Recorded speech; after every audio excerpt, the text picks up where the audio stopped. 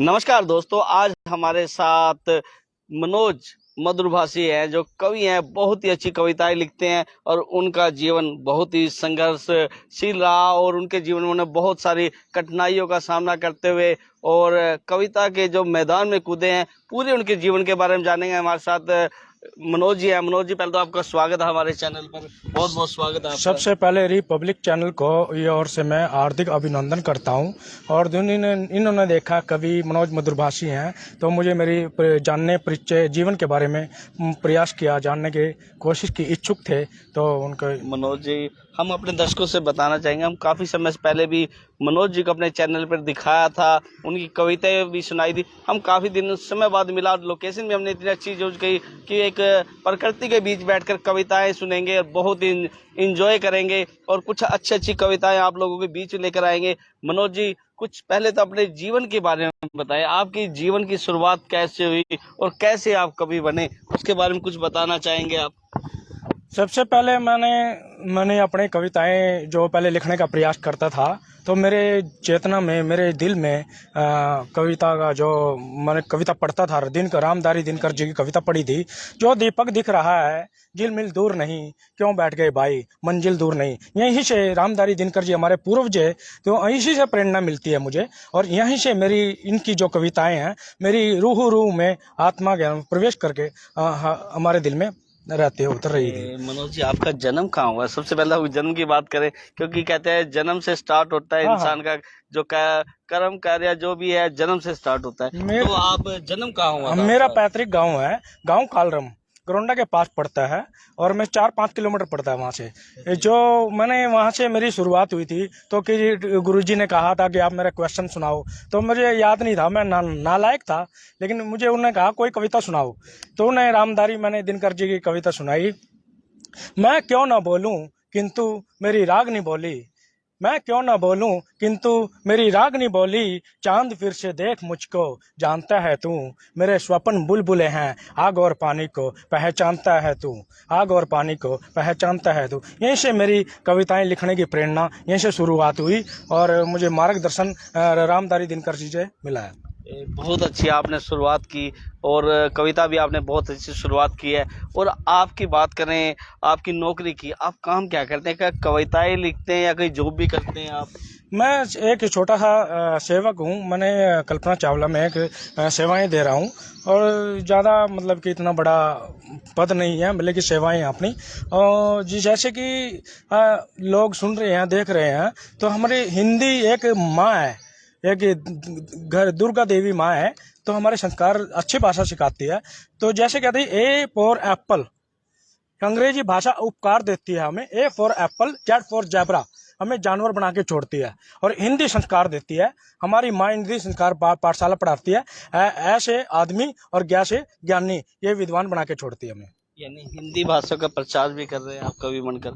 ये मैं मोहब्बत का कवि हूँ और मैंने मुस्तक भी लिखी हैं और अच्छा लगता है मेरे को हिंदी भाषा का। जैसे इसमें अश्लीलता भाषा नहीं है, शुद्ध भाषा है। शुद्ध भाषा में घर में बेटियां बैठी हैं, माँ बाप बैठे हैं, कोई भी सुन सकता है, तो इसमें कोई दो राय नहीं।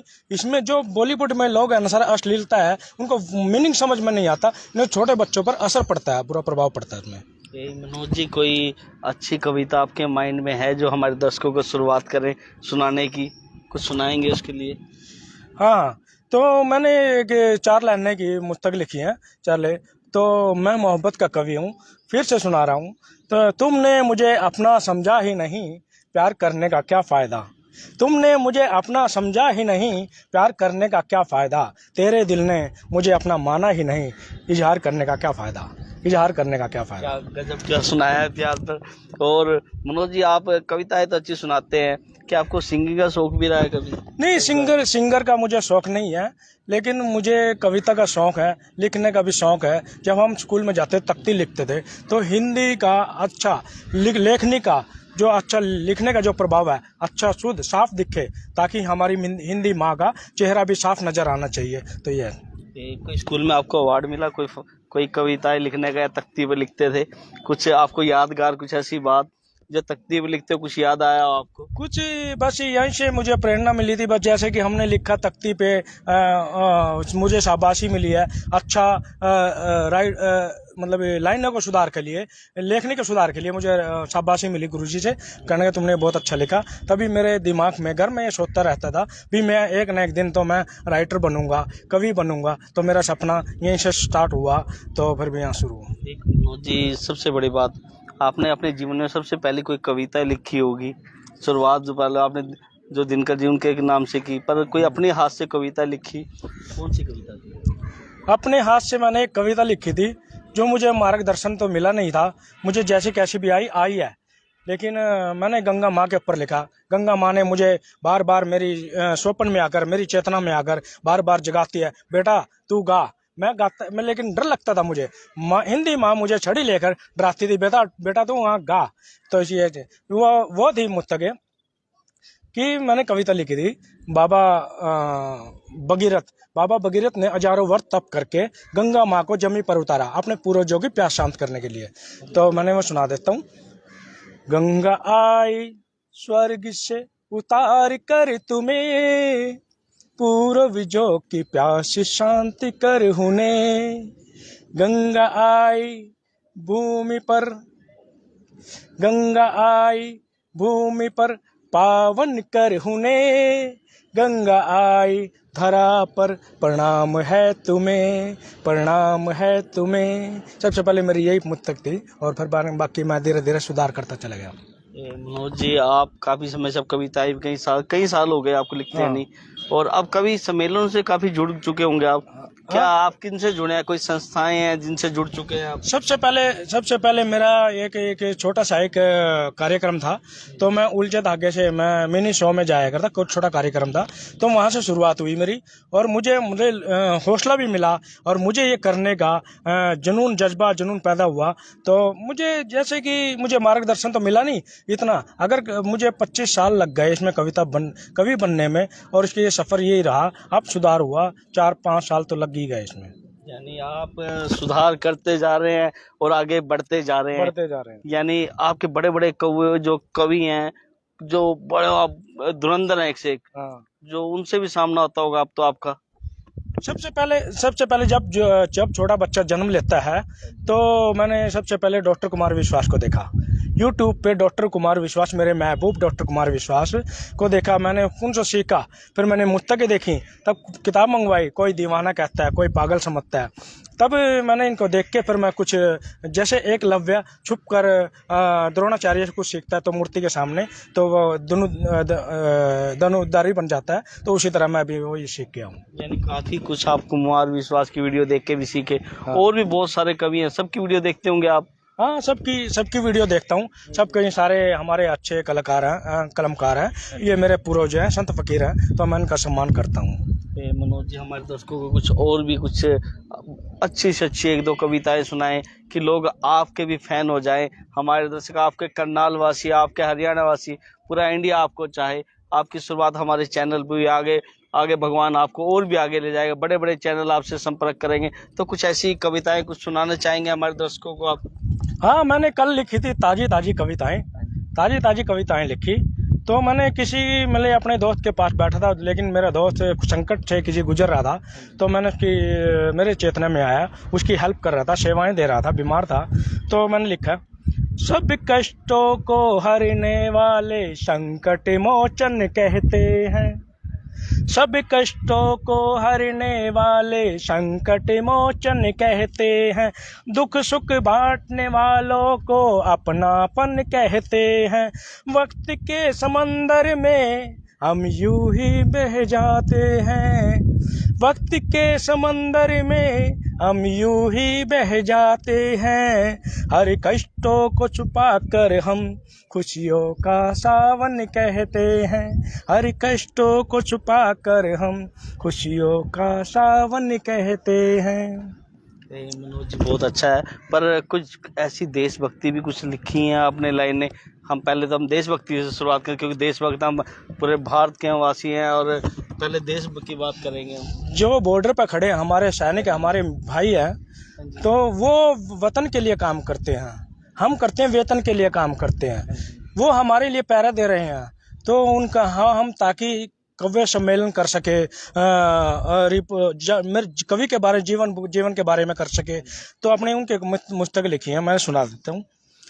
मेरे माथे की नस पर, मेरे माथे की नस पर एक हिंदुस्तान लिख देना, मेरे माथे की नस पर एक हिंदुस्तान लिख देना। इस माटी में जन्मा हूँ, इस माटी पर मेरी जान लिख देना। इन हवाओं में तिरंगे की खुशबू आती है, इन ही हवाओं में तिरंगे की खुशबू आती है। इस तिरंगे के कफन पर मेरी पहचान लिख देना, इस तिरंगे के कफन पर मेरी एक पहचान लिख देना, लिख देना। बहुत बढ़िया मनोज जी, बहुत शानदार है, बहुत अच्छा सुनाया। मैं क्या कुछ और भी आजकल भ्रूण हत्या वगैरह पे जो लड़कियों को लेकर बेटी कोख में आजकल बच्चों को मार देते हैं, कुछ ऐसी भी लिखी होंगी आपने? देखिए ये सब जो लिखने वाले हैं लिख लेते हैं, लेकिन मैं मोहब्बत का कवि हूँ। यानी मोहब्बतों पे ही लिखते हैं आप? हाँ, मोहब्बत यानी लोगों को गम से मिटाकर बाहर निकालते हैं, लोगों को एक मोहब्बत की दुनिया में लेकर आते हैं। मैं प्रेम की बात करता हूँ। जो हमारी बेटियां बच्चे हैं, जो मोहब्बत कीजिए, कविता से मोहब्बत कीजिए, अपने माँ बाप से मोहब्बत कीजिए, जो उनकी मोहब्बत उनकी सम्मान की ठेस पहुंचाए, उनकी उंगलियां तोड़ देना, बेटियों को कह रहा हूँ मैं। हाँ जी, यानी सबके लिए आप कविताओं के माध्यम से ऐसे ही समझाएंगे, कुछ मोहब्बत पे, कुछ ऐसी कविता कुछ माइंड में हो आपके जो एक दिल पर छाप छोड़ जाए। मैं फिर कहूँगा अपने दर्शकों को एक कविता और सुना दीजिए जा। जी, जैसे कि मैं अपने घर में ना, जो एक परिंदा आ गया, मैं दाना खिला रहा था, तो मेरा मेहमान है वो। जीने की कला मैं जान गया, जीने की कला, दर्शकों मेरे प्यारे श्रोताओं सुनो, जीने की कला मैं जान गया, जीने का तजुर्बा मैं मान गया। वो मेरे चौखट पर खड़ा था, कौन? परिंदा। वो मेरे चौखट पर खड़ा था, ईश्वर के रूप में मैं उसे मैं मान गया, ईश्वर के रूप में मैं उसे पहचान गया, ईश्वर के रूप में मैं उसे पहचान गया। बहुत शानदार, बहुत ही बढ़िया। हमें भी सुनकर बड़ी खुशी है और अच्छा लग रहा है, क्योंकि आपसे बैठे बैठे हम भी सुनते रहे, पर समय की जो एक लिमिट होती है, हम भी उसके दायरे में आपसे कुछ ही पल में कुछ कम सवाल रखेंगे। कुछ और कहना चाहेंगे अपने दर्शकों को और अपने दोस्तों को, हमारे दर्शकों को कुछ कहेंगे आप? मैं देखने वाले श्रोताओं को, जो मेरे दोस्त देख रहे हैं, मित्र देख रहे हैं, भाई बहनें देख रही हैं, बेटियां देख रही हैं, तो मेरा चैनल बना हुआ है मनोज मधुरभाषी के नाम से, और सब्सक्राइब और शेयर कीजिए। और मेरा फेसबुक पे भी है, और फेसबुक पे मनोज कुमार के नाम से भी है। और जब कोई मेरे दिल के चौखट पर आ गया, समझो वो मेरा मेहमान है। कोई मेरे दिल के चौखट पर आ गया, समझो वो मेरा मेहमान है। मेरा आंगन खुशियों से भर गया, समझो वो मेरा सम्मान है, समझो वो मेरा सम्मान है। दर्शकों से मैं भी यही कहना चाहूँगा कि मनोज जी के चैनल को लाइक और सब्सक्राइब जरूर करें। और भी मनोज जी कुछ कविता सुनाना चाहेंगे? कुछ दिमाग में आपके माइंड में आ रही हो, कुछ कविता सुनाएंगे आप?